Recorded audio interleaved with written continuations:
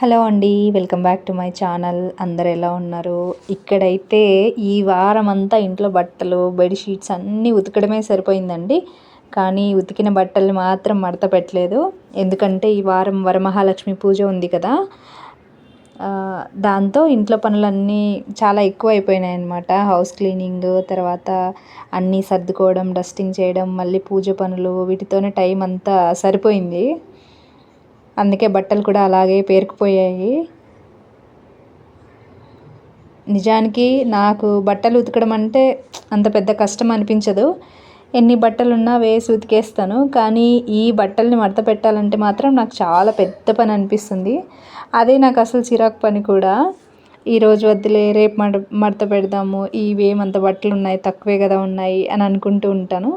కానీ ఆ రేపు కాస్త ఎల్లుండి అయిపోతుంది అనమాట. చివరికి చూస్తే అమ్మో ఇన్ని బట్టలు ఎప్పుడు వచ్చాయి, ఇవన్నీ ఎప్పుడు మడత పెట్టాలి అని అనిపిస్తుంది. అప్పుడు తప్పదు కదా, అన్నీ ఒకేసారి వేసుకుని మడత పెట్టాలి, ఇంకా వేరే ఆప్షన్ లేదు. ఇలా ఒకసారి బట్టలు ఎక్కువ అయిపోయినప్పుడల్లా నేను అనుకుంటాను అనమాట, ఇక నుంచి ఎప్పుడైతే బట్టలు ఉతుకుతానో అప్పుడే వాటిని మడత పెట్టేయాలి, అస్సలు పేరుకుపోనివ్వకూడదు అని అనుకుంటాను. కానీ ఆ తర్వాత మళ్ళీ మామూలే. మన ప్లాన్స్ మనమే చేసుకుంటాం కానీ మనమే ఫాలో అవ్వం. ఫస్ట్ నేను ఉతికిన బట్టలన్నీ ఇలా సపరేట్గా చేసుకుంటానండి. ఎవరి వాళ్ళవి ఒకే దగ్గర పెట్టుకుంటే నాకు కొంచెం ఈజీగా ఉంటుందన్నమాట. లేకపోతే ఒక్కొక్కటి తీసుకున్నప్పుడు ఇది ఎక్కడ పెట్టాలని ఆలోచించాలి కొంచెం. అలా కాకుండా ముందే అందరివి సపరేట్ చేసుకుంటే ఒక్కొక్కరివి ఒక్కొక్కసారి మడత పెట్టేసుకుంటాను అనమాట. మడత పెట్టుకున్న వెంటనే సర్దేస్తాను వాళ్ళ కబోర్డ్లో వెళ్ళి. నిజం చెప్పాలంటే పెద్దవాళ్ళ బట్టలైతే ఏదో ఒకలా మేనేజ్ చేసుకోవచ్చు, తొందరగా అయిపోతుంది. కానీ పిల్లల బట్టలు మాత్రం అయ్యో, వాళ్ళ బట్టలు చూస్తేనే ఇవన్నీ ఎప్పుడు మడత పెట్టాలి అనిపిస్తుంది. మీకు అలాగే అనిపిస్తుందా అండి? బట్టలు ఉతకడం ఓకే, కానీ వాటిని మడత పెట్టి ఎవరి వాళ్ళవి సర్దడం మాత్రం పెద్ద టాస్క్ అనిపిస్తుంది కదా!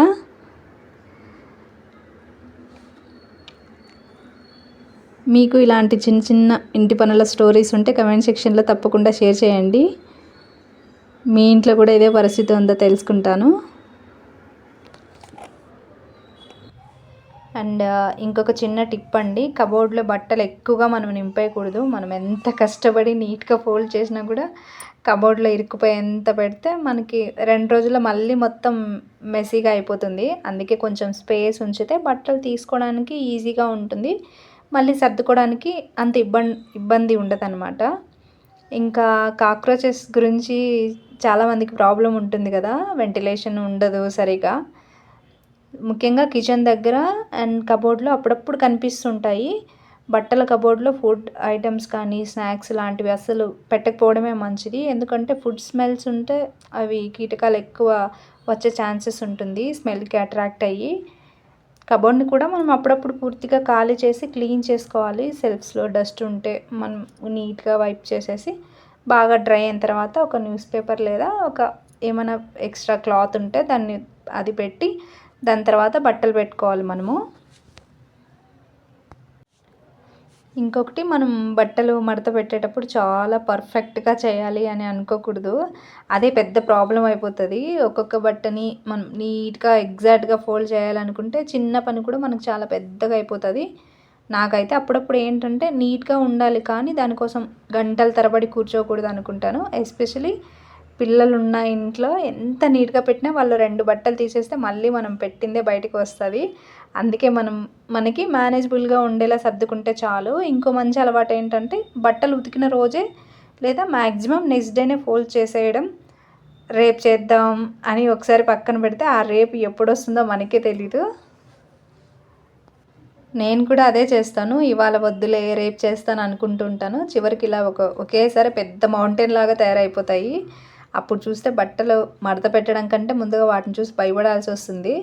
అందుకే ఈరోజు నుంచి మాత్రం వీలైనంత వరకు బట్టలు ఉతికిన తర్వాత వాటిని అలాగే వదిలేకోకుండా కొంచెం కొంచెంగా ఫోల్డ్ చేసుకోవాలనుకుంటాను. మీకేమైనా మంచి టిప్స్ ఉంటే నాకు కూడా కమెంట్ సెక్షన్లో చెప్పండి.